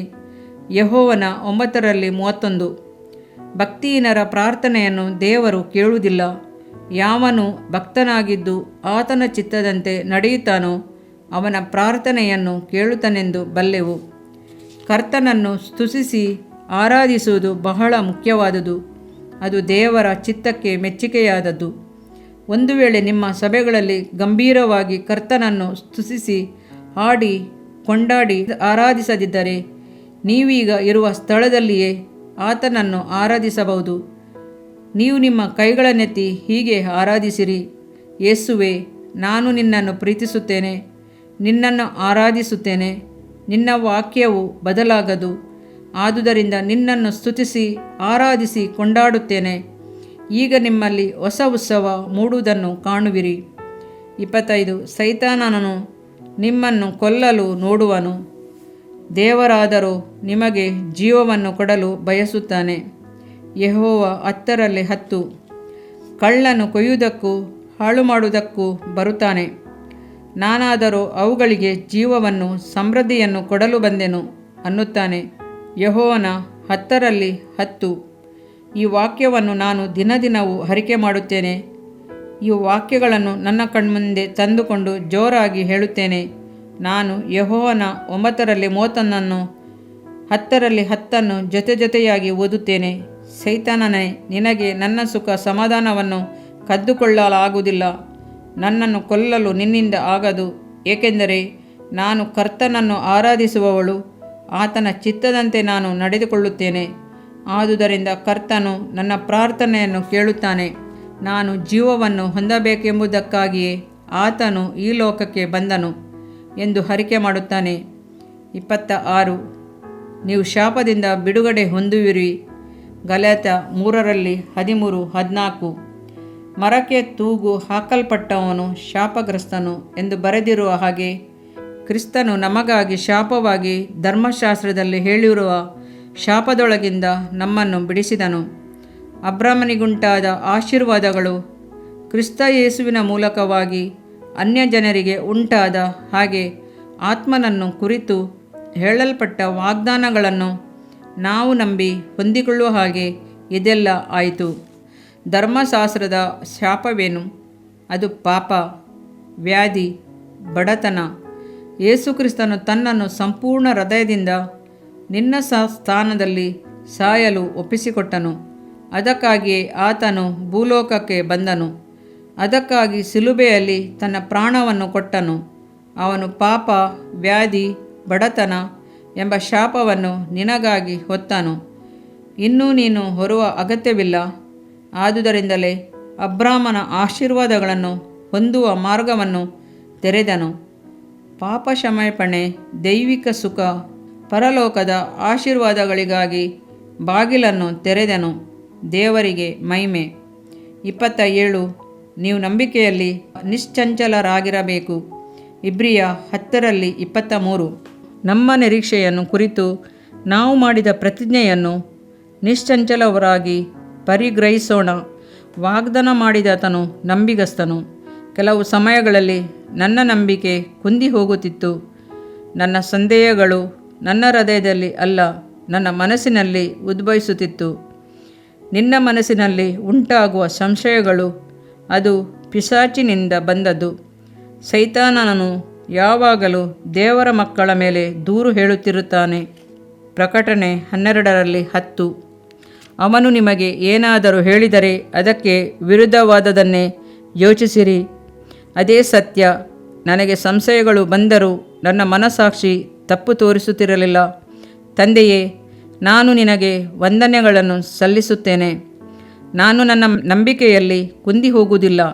ನನ್ನ ಅಂತರ್ಯದಲ್ಲಿ ನಾನು ಸಂದೇಹ ಪಡುವುದಿಲ್ಲ. ನಿನ್ನ ಮಾತು ಸತ್ಯ ಎಂದು ನಾನು ನಂಬುತ್ತೇನೆ ಎಂದು ಹೇಳುವೆನು. ಹೀಗೆ ನೀವು ಮಾಡುವುದಾದರೆ ನೀವು ಪ್ರಯೋಜನವನ್ನು ಹೊಂದುವಿರಿ. ಒಂದು ವೇಳೆ ನಿಮ್ಮ ನಂಬಿಕೆಯು ಕುಂದಿ ಹೋಗುವಂಥದ್ದಾಗಿದ್ದರೆ ಈ ಮಾತುಗಳನ್ನು ನೆನಪಿನಲ್ಲಿಟ್ಟುಕೊಳ್ಳಿರಿ. ಆತ್ಮದಲ್ಲಿ ಸಂದೇಹ ಪಡಬೇಡಿರಿ. 28 ನೀವು ದೇವರನ್ನು, ಆತನ ಮಾತುಗಳನ್ನು ಸಂಪೂರ್ಣವಾಗಿ ನಂಬಬೇಕು. ಇಬ್ರಿಯ 10:35. ಆದುದರಿಂದ ನಿಮ್ಮ ಧೈರ್ಯವನ್ನು ಬಿಟ್ಟು ಬಿಡಬೇಡಿರಿ, ನಿಮ್ಮ ನಂಬಿಕೆಯನ್ನು ಯೇಸುವಿನ ಮೇಲಿಡಿರಿ, ಆತನ ಮಾತುಗಳ ಮೇಲೆ ನಂಬಿಕೆ ಇಡಿರಿ. ಆತನೇ ನಿಮ್ಮ ನಂಬಿಕೆಯಾಗಿರಲಿ, ಆತನು ನಿಮ್ಮನ್ನು ಆಶೀರ್ವದಿಸುತ್ತಾನೆ. 29. ನೀವು ಕರ್ತನಿಂದಲೂ ಆತನ ಮಾತುಗಳಿಂದಲೂ ಬಲವನ್ನು ಹೊಂದಬಹುದು. ಯೆಹೋವೇಲ 3:10. ಬಲಹೀನನೂ ಕೂಡ ತನ್ನನ್ನು ಬಲಶಾಲಿ ಎಂದುಕೊಳ್ಳಬಹುದು. ನೀವು ಬಲಹೀನರಾದಾಗಲೆಲ್ಲ ಈ ವಾಕ್ಯವನ್ನು ತಿರುಗಿ ಹೇಳಿರಿ, ನಿಮ್ಮ ದೇಹಸ್ಥಿತಿ ಹೇಗಿದ್ದರೂ ಸರಿ, ನಾನು ಬಲಶಾಲಿ ಎಂದು ಅರಿಕೆ ಮಾಡಿರಿ. ಯೆಶಾಯ 27:5. ಬೇಡವಾದರೆ ಆ ಶತ್ರುಗಳು ನನ್ನ ಬಲವನ್ನು ಶರಣು ಹೊಂದಲಿ, ನನ್ನ ಸಂಗಡ ಸಮಾಧಾನಕ್ಕೆ ಬರಲಿ, ನನ್ನೊಡನೆ ಸಂಧಿ ಮಾಡಿಕೊಳ್ಳಲಿ. ನಿಮ್ಮ ನಂಬಿಕೆಯ ಕೈಗಳನ್ನು ಚಾಚಿ ಆತನಿಂದ ಬಲವನ್ನು ಹೊಂದಿಕೊಳ್ಳಿರಿ. ಎಷ್ಟೋ ಸಾರಿ ನಾನು ಆ ಕಾರ್ಯವನ್ನು ಮಾಡಿದ್ದೇನೆ, ಯೇಸುವೆ ನನ್ನನ್ನು ಬಲಪಡಿಸು ಎಂದು ಎಷ್ಟೋ ಸಾರಿ ಹೇಳಿದ್ದೇನೆ. ಆತನು ಹಾಗೆಯೇ ನನ್ನನ್ನು ಬಲಪಡಿಸಿದ್ದಾನೆ, ನಿಮ್ಮನ್ನು ಸಹ ಆತನು ಬಲಪಡಿಸುತ್ತಾನೆ. 30. ಯೇಸು ಕ್ರಿಸ್ತನು ಮಾರ್ಪಟ್ಟಿಲ್ಲ. ಸತ್ಯವೇದದಲ್ಲಿ ಆತನು ಏನೇನು ಮಾಡಿದ್ದಾನೋ ಅದೆಲ್ಲವನ್ನು ಈಗಲೂ ಮಾಡುತ್ತಾನೆ. ಇಬ್ರಿಯ 13:8. ಯೇಸು ಕ್ರಿಸ್ತನು ನಿನ್ನೆ ಇವತ್ತು ನಿರಂತರವೂ ಹಾಗೆಯೇ ಇರುತ್ತಾನೆ. ನನ್ನ ಮಗಳು ಲೀಸಾ ಮೂಳೆ ಬೆಳವಣಿಗೆ ಇಲ್ಲದವಳಾಗಿ ಹುಟ್ಟಿದಾಗ ನನಗೂ ನನ್ನ ಯಜಮಾನರಿಗೂ ದೈವಿಕ ಆರೋಗ್ಯದ ಬಗ್ಗೆ ಏನೂ ತಿಳಿದಿರಲಿಲ್ಲ. ನನ್ನ ಯಜಮಾನರು ಸಭೆಯ ಬೋಧಕರಾಗಿದ್ದು ದೈವಿಕ ಆರೋಗ್ಯದ ಬಗ್ಗೆ ತಿಳಿಯದವರಾಗಿದ್ದರು. ನಾನು ನನ್ನ ಯಜಮಾನರು ಸೇರಿ ಮತ್ತಾಯ, ಮಾರ್ಕ, ಲೂಕ, ಯೋಹಾನ ಈ ಸುವಾರ್ತೆಗಳನ್ನು ಓದಲು ಆರಂಭಿಸಿದೆವು. ಆಗ ಯೇಸುವಿನ ಬೋಧನೆಗಳನ್ನು ಮಾಡಿದ ಅದ್ಭುತಗಳನ್ನು ಓದಿ ಬಲವನ್ನು ಹೊಂದಿದೆವು. ನಂತರ ನಾವು ಇಬ್ರಿಯ ಪತ್ರಿಕೆಯನ್ನು ಓದಿದೆವು. ಆಗ ಯೇಸು ಕ್ರಿಸ್ತನು ನಿರಂತರವೂ ಜೀವಿಸುವ ದೇವರಾಗಿದ್ದಾನೆ ಎಂಬುದನ್ನು ಕಂಡುಕೊಂಡೆವು. ಆದುದರಿಂದ ನಾವು, ಯೇಸುವೆ ನನ್ನ ಮಗಳು ಮೂಳೆಯ ಬೆಳವಣಿಗೆ ಇಲ್ಲದೆ ಹುಟ್ಟಿದಾಳೆ, ಯೇಸುವೆ ನೀನು ಮಾರ್ಪಟ್ಟಿಲ್ಲ, ನಿನ್ನೆ ಇವತ್ತು ನಿರಂತರವಾಗಿಯೂ ಜೀವಿಸಿದ್ದಿ ಎಂದು ನಾವು ನಂಬುತ್ತೇವೆ. ಈಗ ನನ್ನ ಮಗಳನ್ನು ಮುಟ್ಟಿ ಗುಣಪಡಿಸು, ಅವಳಿಗೆ ಸಂಪೂರ್ಣವಾದ ಆರೋಗ್ಯವನ್ನು ಕೊಡು ಎಂದು ಪ್ರಾರ್ಥಿಸಿದೆವು. ನಿಮಗೆ ಗೊತ್ತೇ, ಯೇಸು ಕ್ರಿಸ್ತನು ಹಾಗೆಯೇ ಮಾಡಿದನು. ಲೀಸಾ ಈಗ ಸುಂದರ ಯುವತಿಯಾಗಿದ್ದಾಳೆ. ಈಗ ಅವಳು ಕರ್ತನಲ್ಲಿ ಬಲ ಹೊಂದಿದ್ದಾಳೆ. ಅವಳು ನಮಗೆ ಆಶೀರ್ವಾದದ ಮಗಳಾಗಿದ್ದಾಳೆ. ಯೇಸು ಕ್ರಿಸ್ತನು ಮಾರ್ಪಟ್ಟಿಲ್ಲ. ಆತನ ಚಿತ್ತ ನೀವು ಸುಖವಾಗಿರಬೇಕೆಂಬುದೇ. 31. ದೇವರ ಚಿತ್ತ ನೀವು ಸುಖವಾಗಿರಬೇಕೆಂಬುದೇ. 3 ಯೋಹಾನ 2. ಪ್ರಿಯನೇ, ನೀನು ಆತ್ಮನ ವಿಷಯದಲ್ಲಿ ಅಭಿವೃದ್ಧಿ ಹೊಂದಿದ ಹಾಗೆ ಎಲ್ಲ ವಿಷಯಗಳಲ್ಲಿಯೂ ಅಭಿವೃದ್ಧಿ ಹೊಂದಿ ಸುಕ್ಷೇಮವಾಗಿರಬೇಕೆಂದು ಪ್ರಾರ್ಥಿಸುತ್ತೇನೆ. ನೀವು ಹೀಗೆ ಆತ್ಮದಲ್ಲಿ ಅಭಿವೃದ್ಧಿ ಹೊಂದುವುದೆಂದು ನಿಮಗೆ ತಿಳಿದಿದೆಯೇ? ಕರ್ತನ ವಾಕ್ಯಗಳನ್ನು ಅದರಲ್ಲಿ ಹಾಕುವುದರಿಂದಲೇ ಆಗ ಒಳ್ಳೆಯ ಆರೋಗ್ಯದಿಂದ ಜೀವಿಸುವ ಮಾರ್ಗವು ನಿಮಗೆ ಗೊತ್ತಾಗುತ್ತದೆ. ನೀವು ದೈವಿಕ ಆರೋಗ್ಯದಿಂದ ಜೀವಿಸಬೇಕೆಂಬುದೇ ಕರ್ತನ ಚಿತ್ತವಾಗಿದೆ. ಕರ್ತನ ವಾಕ್ಯಗಳು ನಿಮ್ಮಲ್ಲಿ ನೆಲೆಗೊಂಡಿರಬೇಕು. ಆಗ ನೀವು ದೈವಿಕ ಆರೋಗ್ಯವನ್ನು ಹೊಂದುವಿರಿ. ಒಂದು ವೇಳೆ ವ್ಯಾಧಿ ನಿಮ್ಮನ್ನು ಬಾಧಿಸುವುದಾದರೆ ಅದನ್ನು ಎದುರಿಸಿ ನಿಲ್ಲಲು ನಿಮಗೆ ಬಲವು ಸಿಕ್ಕುತ್ತದೆ. 32. ದೈವಿಕ ಆರೋಗ್ಯವನ್ನು ನಂಬುವ ಒಬ್ಬ ಕ್ರೈಸ್ತನ ಮೂಲಕವಾಗಿ ಅಭಿಷೇಕ ಎಣ್ಣೆಯನ್ನು ಹೊಯ್ದು ಪ್ರಾರ್ಥಿಸುವುದರಿಂದ. ಯಾಕೋಬನ ಪತ್ರಿಕೆ 5:14-15. ನಿಮ್ಮಲ್ಲಿ ಒಬ್ಬನು ಅಸ್ವಸ್ಥನಾಗಿದ್ದರೆ ಅವನು ಸಭೆಯ ಹಿರಿಯರನ್ನು ಕಳಿಸಲಿ. ಅವರು ಎಣ್ಣೆ ಹಚ್ಚಿ ಅವನಿಗೋಸ್ಕರ ದೇವರನ್ನು ಪ್ರಾರ್ಥಿಸಲಿ. ನೀತಿವಂತನ ಅತ್ಯಾಕ್ಷೆಯುಳ್ಳ ಪ್ರಾರ್ಥನೆಯು ಬಹುಬಲವುಳ್ಳದಾಗಿರುವುದು. ಆ ರೋಗಿಯು ರಕ್ಷಿಸಲ್ಪಡುವನು. ಪಾಪ ಮಾಡಿದವನಾಗಿದ್ದರೆ ಅದು ಅವನಿಗೆ ಕ್ಷಮಿಸಲ್ಪಡುತ್ತದೆ. ಸಭೆಯ ಹಿರಿಯರನ್ನು ಕಳುಹಿಸಿ ನಿಮಗಾಗಿ ಪ್ರಾರ್ಥಿಸಲು ಕೇಳಿಕೊಳ್ಳಿರಿ. ನಿಮಗೆ ಹಿರಿಯರು ಸಿಕ್ಕಲಿಲ್ಲವಾದರೆ ನಂಬಿಕೆಯಿಂದ ಪ್ರಾರ್ಥಿಸುವವರು ಯಾರಾದರೂ ಇದ್ದರೆ ಅವರು ಬಂದು ಪ್ರಾರ್ಥಿಸಲಿ. ನಂತರ ಕರ್ತನು ತನ್ನ ಕಾರ್ಯವನ್ನು ಮಾಡುವನು. ಕರ್ತನು ನಿಮ್ಮನ್ನು ಹಾಸಿಗೆಯಿಂದ ಎಬ್ಬಿಸುವನು. 33. ಯೇಸು ಮೊದಲೇ ನಿಮ್ಮ ಆರೋಗ್ಯಕ್ಕಾಗಿ ಕ್ರಯವನ್ನು ಕೊಟ್ಟಿದ್ದಾನೆ. 1 ಪೇತ್ರ 2:24. ನಾವು ಪಾಪದ ಪಾಲಿಗೆ ಸತ್ತು ನೀತಿವಂತರಾಗಿ ಜೀವಿಸುವಂತೆ ಆತನು ನಮ್ಮ ಪಾಪಗಳನ್ನು ತಾನೇ ತನ್ನ ದೇಹದಲ್ಲಿ ಹೊತ್ತುಕೊಂಡು ಮರಣದ ಕಂಬವನ್ನು ಏರಿದನು. ಯೆಶಾಯನು ಹೇಳುತ್ತಾನೆ, ಆತನ ಬಾಸುಂಡೆಗಳಿಂದ ನಮಗೆ ಗುಣವಾಯಿತು. ಪೇತ್ರನು ಪವಿತ್ರಾತ್ಮನಿಂದ ತುಂಬಲ್ಪಟ್ಟು ಯೆಶಾಯನು ಹೇಳಿದ್ದನ್ನೇ ತಿರುಗಿ ಹೇಳುತ್ತಾನೆ, ಆತನ ಬಾಸುಂಡೆಗಳಿಂದ ನಾವು ಗುಣ ಹೊಂದಿದೆವು. ನೀನು ಗುಣ ಹೊಂದಿದ್ದಕ್ಕಾಗಿ ಯೇಸು ಮೊದಲೇ ಸಿಲುಬೆಯ ಮರದಲ್ಲಿ ತನ್ನ ರಕ್ತವನ್ನು ಸುರಿಸಿ ಕ್ರಯವನ್ನು ಕೊಟ್ಟಿದ್ದಾನೆ. 34. ನಿಮ್ಮ ಪ್ರಾರ್ಥನೆಯಲ್ಲಿ ನಂಬಿಕೆ ಅಗತ್ಯ. 1 ಯೋಹನ 5:14-15. ನಾವು ದೇವರ ಚಿತ್ತಾನುಸಾರವಾಗಿ ಏನಾದರೂ ಬೇಡಿಕೊಂಡರೆ ಆತನು ನಮ್ಮ ವಿಜ್ಞಾಪನೆಯನ್ನು ಕೇಳುತ್ತಾನೆಂಬ ಧೈರ್ಯವು ಆತನ ವಿಷಯವಾಗಿ ನಮಗುಂಟು. ಕರ್ತನ ಚಿತ್ತವು ನಿಮ್ಮನ್ನು ಗುಣಪಡಿಸಬೇಕೆನ್ನುವುದೇ ಆಗಿದೆ ಎಂದು ನಿಮಗೆ ತಿಳಿಯದೆ ಹೋದರೆ ನೀವು ದೃಢನಂಬಿಕೆಯಿಂದ ಪ್ರಾರ್ಥಿಸಲಾರಿರಿ. ಲೋಕದವರು ಹೇಳುವ ಮಾತೇನೆಂದರೆ, ಒಬ್ಬನು ರೋಗಿಯಾಗಿದ್ದರೆ ಅವನ ಹಣೆಬರ ಅದು, ಅವನು ಮಾಡಿದ್ದನ್ನು ಅವನು ಅನುಭವಿಸಲೇಬೇಕು ಎನ್ನುತ್ತಾರೆ. ಒಂದು ವೇಳೆ ನೀವು ಅದೃಷ್ಟಶಾಲಿಗಳಾಗಿದ್ದರೆ ನೀವು ಗುಣ ಹೊಂದುವಿರಿ, ಇಲ್ಲದಿದ್ದರೆ ಇಲ್ಲ ಎನ್ನುತ್ತಾರೆ. ನೀವಾದರೂ ನಿಮ್ಮ ಮನಸ್ಸನ್ನು ಗುಣಪಡಿಸುವ ವಾಗ್ದಾನಗಳ ಮೂಲಕ ದೃಢಪಡಿಸಿಕೊಳ್ಳಬೇಕು. ನಿಮ್ಮ ಸಮಸ್ಯೆಗಳು ಏನೇ ಇರಲಿ ಅದಕ್ಕೆ ತಕ್ಕ ವಾಗ್ದಾನಗಳನ್ನು ಹಿಡಿದು ಹುಡುಕಿ ಅದನ್ನಿಟ್ಟು ವಿಜ್ಞಾಪಿಸಿರಿ. ನಿಮ್ಮ ಅಗತ್ಯತೆಗಳನ್ನಾದರೂ ಇದ್ದಲ್ಲಿ ಆ ವಾಕ್ಯಗಳನ್ನು ಹಿಡಿದು ಪ್ರಾರ್ಥಿಸಿರಿ. ಆಗ ಕರ್ತನು ನಿಮ್ಮ ವಿಜ್ಞಾಪನೆಯನ್ನು ಕೇಳುತ್ತಾನೆಂಬ ನಿಶ್ಚಯವು ನಿಮಗುಂಟಾಗುವುದು. 35. ಆತನ ಆಜ್ಞೆಗಳಿಗೆ ವಿಧೇಯರಾಗುವವರಿಗೆ ಕರ್ತನು ಕಿವಿಗೊಡುತ್ತಾನೆ. 1 ಯೆಹೋವನ 3:21-22. ಪ್ರಿಯರೇ, ನಮ್ಮ ಹೃದಯವು ನಮ್ಮನ್ನು ದೋಷಿಗಳೆಂದು ನಿರ್ಣಯಿಸದಿದ್ದರೆ ನಮಗೆ ದೇವರ ವಿಷಯದಲ್ಲಿ ಧೈರ್ಯವುಂಟು ಮತ್ತು ನಾವು ಆತನ ಆಜ್ಞೆಗಳನ್ನು ಕೈಕೊಂಡು ಆತನ ಎಣಿಕೆಯಲ್ಲಿ ಮೆಚ್ಚಿಕೆಯಾದ ಕಾರ್ಯಗಳನ್ನು ಮಾಡುವವರಾಗಿರುವುದರಿಂದ ಏನು ಬೇಡಿಕೊಂಡರೂ ಆತನಿಂದ ಹೊಂದುವೆವು. ನೀವು ಬೇಡಿಕೊಂಡದ್ದನ್ನು ಇನ್ನೂ ನೀವು ಕರ್ತನಿಂದ ಹೊಂದದೇ ಇದ್ದರೆ ನಿಮ್ಮ ಜೀವಿತವನ್ನು ಪರಿಶೋಧಿಸಿಕೊಳ್ಳಿರಿ. ಆತನ ಆಜ್ಞೆಗಳಿಗೆ ವಿಧೇಯರಾಗಿರಿ. ಆತನಿಗೆ ಮೆಚ್ಚಿಕೆಯಾದ ಜೀವಿತವನ್ನು ಜೀವಿಸಿರಿ. 36. ಭಯವು ದೇವರಿಂದ ಬರುವಂಥದ್ದಲ್ಲ, ಅದನ್ನು ಗಮನಿಸಿರಿ. 2 ತಿಮೋತಿ 1:7. ದೇವರು ನಮಗೆ ಭಯದ ಆತ್ಮವನ್ನು ಕೊಡಲಿಲ್ಲ, ಬಲಪ್ರೀತಿ ಶಿಕ್ಷಣಗಳ ಆತ್ಮವನ್ನು ಕೊಟ್ಟಿದ್ದಾನೆ. ನಾನು ಭಯದ ಸ್ವಭಾವದವಳಲ್ಲ, ಆದರೆ ಕ್ಯಾನ್ಸರ್ ಕಾಯಿಲೆಯು ನನಗೆ ಬಂದಾಗ ನಾನು ಭಯದೊಂದಿಗೆ ಹೋರಾಡಬೇಕಾಯಿತು. ಒಬ್ಬ ಬೋಧಕನ ಹೆಂಡತಿ, ಅದರಲ್ಲಿಯೂ ಪರಿಶುದ್ಧಾತ್ಮನನ್ನು ಹೊಂದಿರುವ ಒಬ್ಬ ದೇವ ಮಗುವಿಗೆ ಸಹ ಭಯವು ಬರುತ್ತದೆ ಎಂದು ನೀವು ನೆನೆಸಬಹುದು. ನಾನು ಇದನ್ನು ಪರೀಕ್ಷಿಸಿಕೊಳ್ಳಲು ಆಗದು, ನನ್ನನ್ನು ನಾನು ನೀತಿವಂತಳನ್ನಾಗಿಯೂ ಮಾಡಿಕೊಳ್ಳಲಾಗದು.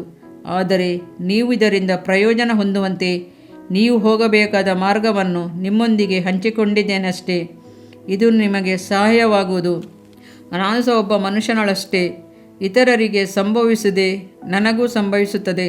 ನಾನು ಭಯದ ಆತ್ಮವನ್ನು ಎದುರಿಸಿ ಹೋರಾಡಬೇಕಾಯಿತು. ಅದನ್ನು 2 ತಿಮೋತಿ 1:7 ವಾಕ್ಯದ ಮೂಲಕ ಮಾಡಿದೆನು. ನಾನು ಹೀಗೆ ಹೇಳುತ್ತಿದ್ದೆನು, ತಂದೆಯೇ, ನೀನು ನನಗೆ ಭಯದ ಆತ್ಮವನ್ನು ಕೊಡಲಿಲ್ಲ, ಆದರೆ ನನಗೆ ಶಕ್ತಿಯನ್ನು, ಪ್ರೀತಿಯನ್ನು, ಸ್ವಸ್ಥ ಬುದ್ಧಿಯನ್ನು ಕೊಟ್ಟಿದ್ದಿ. ಈ ಭಯದ ಆತ್ಮವು ನಿನ್ನಿಂದ ಬಂದದಲ್ಲ, ಅದನ್ನು ಈಗಲೇ ಯೇಸುವಿನ ನಾಮದಲ್ಲಿ ಗದರಿಸುತ್ತೇನೆ. ನಾನು ಒಂದು ದಿನವನ್ನು ನಿಯಮಿಸಿಕೊಂಡೆನು. ಸೆಪ್ಟೆಂಬರ್ 6ರಿಂದ ನಾನು ಎಲ್ಲ ಭಯದ ಆತ್ಮದಿಂದ ಬಿಡುಗಡೆ ಹೊಂದಿದೆನು. ನಾನು ಹೀಗೆ ಹೇಳಿದೆನು, ಇಂದಿನಿಂದ ನನಗೆ ಭಯವೆಂಬುದೇ ಇಲ್ಲ, ಅದು ಹೊರಟು ಹೋಯಿತು. ಯೇಸುವಿನ ಹೆಸರಿನಲ್ಲಿ ಭಯವು ನಿಮ್ಮನ್ನು ಹಿಡಿದಿರುವುದಾದರೆ ಅದನ್ನು ಗಮನಿಸಿರಿ. ಇಂದಿನಿಂದ ಭಯವನ್ನು ನಾನು ಗದರಿಸಿ ಓಡಿಸುತ್ತೇನೆ. ಭಯವೇ, ಯೇಸುವಿನ ನಾಮದಲ್ಲಿ ನನ್ನನ್ನು ಬಿಟ್ಟು ಓಡಿ ಹೋಗು. ದೇವರ ಮಗುವನ್ನು ಹಿಂಸೆಪಡಿಸುವ ಅಧಿಕಾರ ನಿನಗಿಲ್ಲ. ನಾನು ದೇವರ ಪ್ರೀತಿಯಿಂದಲೂ ಸಮಾಧಾನದಿಂದಲೂ ತುಂಬಲ್ಪಟ್ಟಿದ್ದೇನೆ. ತಂದೆಯೇ, ಈಗ ನನ್ನ ಭಾರವೆಲ್ಲವನ್ನು ನಾನು ನಿನಗೆ ಒಪ್ಪಿಸಿದ್ದೇನೆ. ನೀನೇ ನನ್ನನ್ನು ಕಾಪಾಡು. ನಾನು ಭಯದಿಂದ ಬಿಡುಗಡೆ ಹೊಂದಿದ್ದಕ್ಕಾಗಿ ಸ್ತೋತ್ರ. 37. ಕರ್ತನ ಮಾತುಗಳಿಗೆ ವಿರುದ್ಧವಾಗಿ ಬರುವ ಆಲೋಚನೆಗಳನ್ನು ಕೆಡವಿಹಾಕಿರಿ. 2 ಕೊರಿಂಥ 10:4-5. ನಾವು ಉಪಯೋಗಿಸುವ ಆಯುಧಗಳು ಲೋಕ ಸಂಬಂಧವಾದವುಗಳಲ್ಲ, ಅವು ದೇವರ ಎಣಿಕೆಯಲ್ಲಿ ಬಲವಾಗಿದ್ದು ಕೋಟೆಗಳನ್ನು ಕೆಡವಿ ಹಾಕುವಂಥವುಗಳಾಗಿವೆ.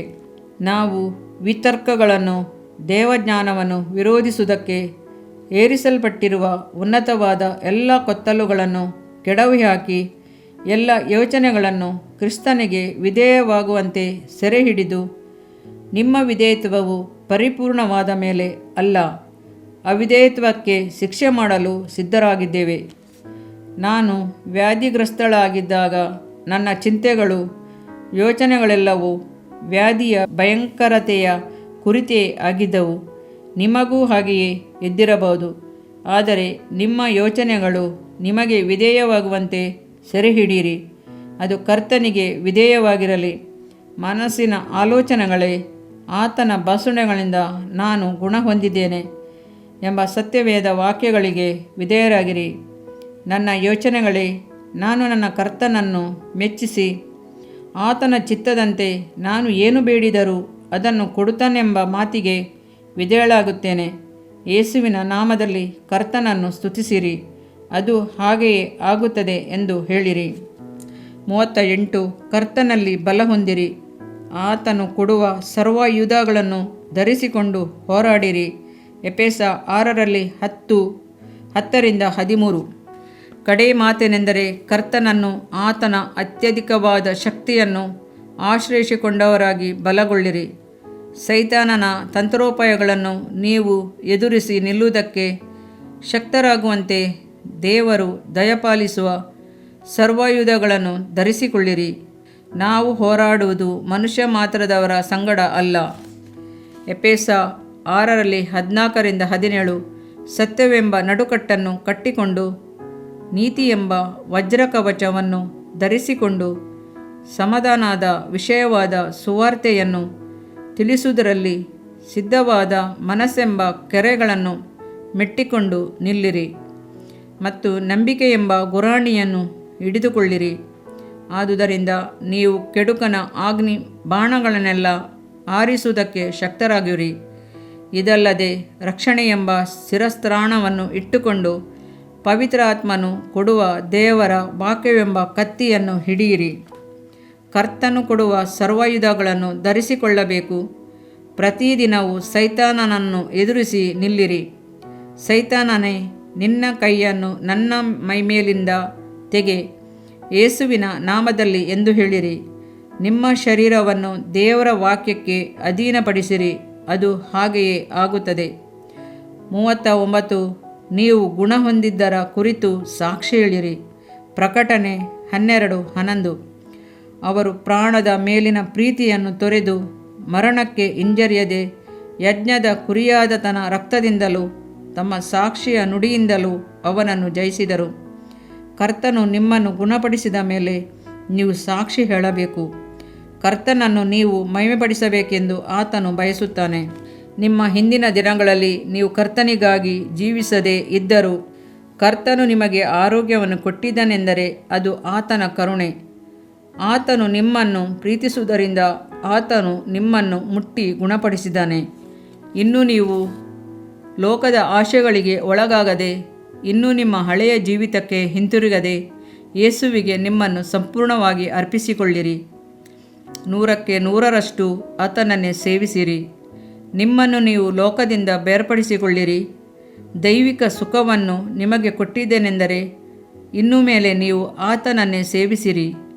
ನೀವು ಆತನಿಂದ ಆರಿಸಿಕೊಳ್ಳಲ್ಪಟ್ಟ ಪಾತ್ರೆಯಾಗುವಿರಿ. ಆತನಿಗೆ ಮಹಿಮೆ ಸಲ್ಲಿಸಿರಿ. 40. ವ್ಯಾಧಿಯು ನಿಮ್ಮನ್ನು ಬಿಟ್ಟು ಹೊರಟು ಹೋಗುತ್ತದೆ, ತಿರುಗಿ ಬರುವುದಿಲ್ಲ. ನೆಹೆಮೀಯ 1:9. ಅಪಾಯವು 2ನೇ ಸಲ ಉಂಟಾಗಬೇಕಿಲ್ಲ. ಈ ವಾಕ್ಯವು ನನಗೆ ಬಹಳ ಇಷ್ಟವಾದದ್ದು. ನಾನು ಆರೋಗ್ಯವನ್ನು ಹೊಂದಿದ ಮೇಲೆ ಯಾವಾಗಲೂ ಹಾಗೆ ಇರಬೇಕೆಂದು ಬಯಸುತ್ತೇನೆ. ಸೈತಾನನನ್ನು ನಮ್ಮನ್ನು ಬಹಳ ದುಃಖಪಡಿಸುತ್ತಾನೆ. ಅವನು ನಿಮಗೆ ವಿರೋಧವಾಗಿಯೇ ಬರುತ್ತಾನೆ. ಕ್ಯಾನ್ಸರ್ ಕಾಯಿಲೆಯು ವಾಸಿಯಾದ ಮೇಲೆ ತಿರುಗಿ 5 ವರ್ಷಗಳು ಅದು ಬರಲಿಲ್ಲವೆಂದಾದರೆ ಅದು ಪೂರ್ಣವಾಗಿ ವಾಸಿಯಾಯಿತೆಂದೇ ತಿಳಿಯಿರಿ ಎಂದು ವೈದ್ಯರು ಹೇಳುತ್ತಾರೆ. ಇದನ್ನರಿತ ಸೈತಾನನನು ನಿಮ್ಮನ್ನು ಭಯದಿಂದಲೂ ಸಂಶಯಗಳಿಂದಲೂ ತೊಂದರೆಪಡಿಸಲು ಆರಂಭಿಸುತ್ತಾನೆ. ಯಾವುದೋ ಒಂದು ಚಿಕ್ಕ ನೋವು ಬಂದರೂ ಸಾಕು, ತಿರುಗು ನಿನಗೆ ಆ ನೋವು ಬಂದಿದೆ ಅನ್ನುತ್ತಾನೆ. ಇದನ್ನು ನೀವು ಎದುರಿಸಿ ನಿಲ್ಲಬೇಕು. ಸತ್ಯವೇದ ವಾಕ್ಯದಲ್ಲಿ ನೆಲೆಗೊಂಡಿರಿ. ಆ ಸಮಯದಲ್ಲಿ ನೆಹೆಮೀಯ 1:9 ವಾಕ್ಯವನ್ನು, ಅಪಾಯವು ಎರಡನೆಯ ಸಲ ಉಂಟಾಗುವುದಿಲ್ಲ, ಅದು ತಿರುಗಿ ನನ್ನ ಶರೀರದಲ್ಲಿ ಬರುವುದಿಲ್ಲ ಎಂದು ಹೇಳಿರಿ, ಅದು ತಿರುಗಿ ಬರುವುದಿಲ್ಲ. ಇದರಿಂದ ನಿನ್ನ ದೇಹಕ್ಕೆ ಆರೋಗ್ಯವು, ಎಲುಬುಗಳಿಗೆ ಸಾರವು ಉಂಟಾಗುವವು. ಜ್ಞಾನೋಕ್ತಿಗಳು 3ನೇ ಅಧ್ಯಾಯ 8ನೇ ವಾಕ್ಯ. ಪ್ರಿಯ ವೀಕ್ಷಕರೇ ಮತ್ತು ಕರ್ತನಲ್ಲಿ ಸಹೋದರ ಸಹೋದರಿಯರೇ, ನೀವು ನಮ್ಮ ಈ ಕಾರ್ಯಕ್ರಮವನ್ನ ವೀಕ್ಷಿಸಿದ್ದಕ್ಕಾಗಿ ದೇವರ ನಾಮದಲ್ಲಿ ನಿಮಗೆ ವಂದನೆಗಳು. ದೇವರ ವಾಕ್ಯವು ನಮ್ಮ ಎಲುಬಿಗೆ ಬಲವೂ ಸಾರವೂ ಆಗಿದೆ ಎಂದು ಸತ್ಯವೇದವು ಹೇಳುವಂತೆ ಈ ಕಾರ್ಯಕ್ರಮವು ನಿಮಗೆ ಆಶೀರ್ವಾದಕರವಾಗಿದೆ ಎಂದು ನಂಬುತ್ತೇವೆ. ಪ್ರಿಯ ವೀಕ್ಷಕರೇ, ನಮ್ಮ ಈ ಸೇವೆಗಾಗಿ ಪ್ರಾರ್ಥಿಸಿರಿ ಮತ್ತು ಎಲ್ಲಾ ಕಾರ್ಯಕ್ರಮಗಳನ್ನ ಇತರರೊಂದಿಗೆ ಶೇರ್ ಮಾಡಿರಿ. ಅದೇ ರೀತಿಯಾಗಿ ನಮ್ಮ ಈ ಯೂಟ್ಯೂಬ್ ಚಾನೆಲ್ ಅನ್ನು ಸಬ್ಸ್ಕ್ರೈಬ್ ಮಾಡಿರಿ ಹಾಗೂ ಲೈಕ್ ಮಾಡಿ. ನಿಮ್ಮ ಅನಿಸಿಕೆಗಳನ್ನು ಕಮೆಂಟ್ ಬಾಕ್ಸ್ನಲ್ಲಿ ನಮಗೆ ತಿಳಿಯಪಡಿಸಿ. ನಮ್ಮ ಸಂಖ್ಯೆ 7022104605. ಈ ಸಂಖ್ಯೆಗೆ ಕರೆ ಮಾಡಿರಿ. ಒಬ್ಬ ಪಾಪಿಯ ಪ್ರಾರ್ಥನೆ. ಯೇಸುವನ್ನು ರಕ್ಷಕನಾಗಿ ಅಂಗೀಕರಿಸಲು ಮಾಡಬೇಕಾದ ಪ್ರಾರ್ಥನೆ. ಪ್ರಿಯ ಪರಲೋಕದ ತಂದೆಯೇ, ಯೇಸುವಿನ ಹೆಸರಿನಲ್ಲಿ ನಾನು ನಿನ್ನ ಬಳಿಗೆ ಬಂದಿದ್ದೇನೆ. ನನ್ನ ಬಳಿಗೆ ಬರುವವರನ್ನು ನಾನು ತಳ್ಳಿಬಿಡುವುದೇ ಇಲ್ಲ. ಯೋಹಾನ 6:37 ಎಂದು ನಿನ್ನ ವಾಕ್ಯ ಹೇಳುತ್ತದಲ್ಲ. ಆದ್ದರಿಂದ ನೀನು ನನ್ನನ್ನು ತಳ್ಳಿಬಿಡದೆ ನನ್ನನ್ನು ಸೇರಿಸಿಕೊಳ್ಳುವಿ ಎಂದು ನನಗೆ ಗೊತ್ತಿದೆ. ಆದ್ದರಿಂದ ನಾನು ನಿನಗೆ ಸ್ತೋತ್ರ ಮಾಡುತ್ತೇನೆ. ನೀನು ನಿನ್ನ ವಾಕ್ಯದಲ್ಲಿ ನೀನು ಯೇಸುವನ್ನೇ ಕರ್ತನೆಂದು ಬಾಯಿಂದ ಅರಿಕೆ ಮಾಡಿಕೊಂಡು ದೇವರು ಆತನನ್ನು ಸತ್ತವರೊಳಗಿಂದ ಎಬ್ಬಿಸಿದನೆಂದು ಹೃದಯದಿಂದ ನಂಬಿದರೆ ನಿನಗೆ ರಕ್ಷಣೆಯಾಗುವುದು ಎಂತಲೂ ಕರ್ತನ ನಾಮವನ್ನ ಹೇಳಿಕೊಳ್ಳುವವರೆಲ್ಲರಿಗೆ ರಕ್ಷಣೆಯಾಗುವುದೆಂತಲೂ ಬರೆದಿದೆ. ರೋಮ 10:9-13ನೇ ವಾಕ್ಯ. ಯೇಸು ಕ್ರಿಸ್ತನು ದೇವಕುಮಾರನೆಂದು ನನ್ನ ಹೃದಯದಲ್ಲಿ ನಂಬುತ್ತೇನೆ. ನನ್ನನ್ನು ನೀತಿವಂತನನ್ನಾಗಿ ಮಾಡುವುದಕ್ಕಾಗಿ ಆತನು ಸತ್ತವರೊಳಗಿಂದ ಎಬ್ಬಿಸಲ್ಪಟ್ಟನು ಎಂದು ನಂಬುತ್ತೇನೆ. ನಾನು ಆತನ ನಾಮವನ್ನ ಹೇಳಿಕೊಳ್ಳುತ್ತೇನೆ. ಯೇಸುವೇ, ನೀನೇ ಕರ್ತನು. ತಂದೆಯೇ, ನೀನು ನನ್ನನ್ನು ರಕ್ಷಿಸಿದಿ ಎಂದು ನಾನು ನಂಬುತ್ತೇನೆ. ನಿನ್ನ ವಾಕ್ಯವು ಹೇಳುತ್ತದೆ, ಮನುಷ್ಯನು ಹೃದಯದಿಂದ ನಂಬುವುದರ ಮೂಲಕ ನೀತಿಯು ದೊರಕುತ್ತದೆ, ಬಾಯಿಂದ ಅರಿಕೆ ಮಾಡುವುದರ ಮೂಲಕ ರಕ್ಷಣೆಯಾಗುತ್ತದೆ. ರೋಮ 10:10. ನಾನೀಗ ನನ್ನ ಹೃದಯದಲ್ಲಿ ನಂಬುತ್ತೇನೆ ಹಾಗೂ ಯೇಸುವೇ ನನ್ನ ಕರ್ತನೆಂದು ಅರಿಕೆ ಮಾಡುತ್ತೇನೆ. ಆದುದರಿಂದ ನಾನೀಗ ರಕ್ಷಣೆ ಹೊಂದಿದ್ದೇನೆ. ಅಪ್ಪಾ ತಂದೆಯೇ, ನಿನಗೆ ಸ್ತೋತ್ರ. ಲೂಕನು ಬರೆದ ಸುವಾರ್ತೆ 11ನೇ ಅಧ್ಯಾಯದಲ್ಲಿ ಬರೆದಿರುವಂತೆ, ನಿಮ್ಮಲ್ಲಿ ತಂದೆಯಾದವನು ಮೀನನ್ನು ಕೇಳುವ ಮಗನಿಗೆ ಮೀನು ಕೊಡದೆ ಹಾವನ್ನು ಕೊಡುವನೆ? ಅಥವಾ ತತ್ತಿಯನ್ನು ಕೇಳಿದರೆ ಚೇಳನ್ನು ಕೊಡುವನೆ? ಹಾಗಾದರೆ ಕೆಟ್ಟವರಾದ ನೀವು ನಿಮ್ಮ ಮಕ್ಕಳಿಗೆ ಒಳ್ಳೆ ಪದಾರ್ಥಗಳನ್ನ ಕೊಡಬಲ್ಲವರಾದರೆ ಪರಲೋಕದಲ್ಲಿರುವ ನಿಮ್ಮ ತಂದೆಯು ತನ್ನನ್ನು ಬೇಡಿಕೊಳ್ಳುವವರಿಗೆ ಎಷ್ಟೋ ಹೆಚ್ಚಾಗಿ ಪವಿತ್ರಾತ್ಮ ವರವನ್ನ ಕೊಡುವವನಲ್ಲವೇ ಅಂದನು. ತಂದೆಯೇ, ನೀನು ಕೇಳಿಕೊಳ್ಳುವವರಿಗೆ ಪವಿತ್ರಾತ್ಮನ ವರವನ್ನು ಹೇರಳವಾಗಿ ಕೊಡುವಾತನಾಗಿದ್ದಿ. ಆದ್ದರಿಂದ ನನ್ನ ಮೇಲೆಯೂ ನಿನ್ನ ಆತ್ಮನನ್ನು ಸುರಿಸಬೇಕಾಗಿ ಬೇಡಿಕೊಳ್ಳುತ್ತೇನೆ. ಕೀರ್ತನೆ 81:10 ಬರೆದಿದೆ, ಅಗಲವಾಗಿ ಬಾಯಿದೆರೆಯಿರಿ, ಅದನ್ನು ತುಂಬಿಸುವೆನು. ಕರ್ತನೇ, ನನ್ನನ್ನು ಪವಿತ್ರಾತ್ಮನಿಂದ ತುಂಬಿದಂತ ನೀನು ನನ್ನನ್ನು ಅನ್ಯ ಭಾಷೆಯ ವರದಿಂದಲೂ ತುಂಬುವವನಾಗಿದ್ದಿ ಎಂದು ನಂಬುತ್ತೇನೆ. ಅದರಂತೆ ನಾನು ನನ್ನ ಬಾಯಿಯನ್ನು ತೆರೆದು ನಿನ್ನ ಸ್ತೋತ್ರ ಮಾಡುವಾಗ ಅನ್ಯ ಭಾಷೆಯ ಅಭಿಷೇಕದಿಂದ ನನ್ನನ್ನು ತುಂಬುವವನಾಗಿದ್ದಿ ಎಂದು ನಂಬುತ್ತೇನೆ. ಈಗ ನೀವು ನಿಮ್ಮ ಬಾಯಿಯನ್ನು ತೆರೆದು ಮಾತನಾಡುವಾಗ ಪವಿತ್ರಾತ್ಮನು ನಿಮ್ಮ ಬಾಯಿಯನ್ನು ತನ್ನ ಭಾಷೆಯಿಂದ ತುಂಬುವವನಾಗಿದ್ದಾನೆ. ಇದು ದೇವರ ಭಾಷೆಯಾಗಿದೆ. ಈ ಅಭಿಷೇಕವನ್ನ ಹೊಂದಿಕೊಳ್ಳಲು ನೀವು ನಿಮ್ಮ ಸ್ವರವನ್ನ ಉಪಯೋಗಿಸಬೇಕು. ಅದರಿಂದ ನೀವು ನಿಮ್ಮ ಬಾಯನ್ನು ತೆರೆದು ದೇವರಿಗೆ ಸ್ತೋತ್ರ ಮಾಡುವಾಗ ದೇವರು ನಿಮ್ಮನ್ನು ಅನ್ಯ ಭಾಷೆಯ ವರದಿಂದ ತುಂಬುವವನಾಗಿದ್ದಾನೆ. ಪ್ರಿಯರೇ, ಈಗ ನೀವು ಪವಿತ್ರಾತ್ಮನಿಂದ ತುಂಬಲ್ಪಟ್ಟ ಆತನ ಪ್ರಿಯ ಮಕ್ಕಳಾಗಿದ್ದೀರಿ. ದೇವರ ನಾಮಕ್ಕೆ ಸ್ತೋತ್ರವಾಗಲಿ.